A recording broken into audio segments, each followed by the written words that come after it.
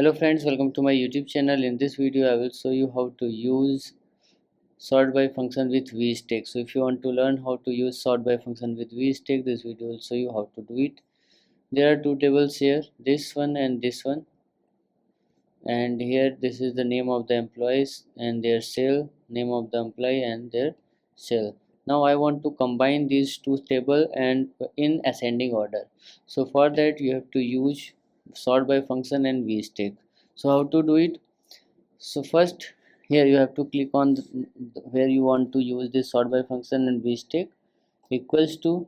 Now first you have to type sort by. Okay, now bracket open. Now here you have to enter Vstack.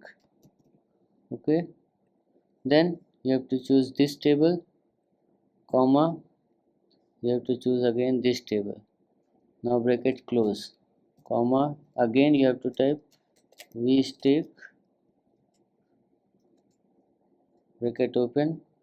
Now sales, again comma, sales, bracket close,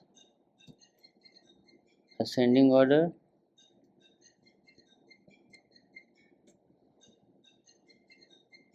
So like this you can use sort by function with Vstack. So if you like this video, please like my channel, subscribe my channel for more videos like this. Thanks for watching.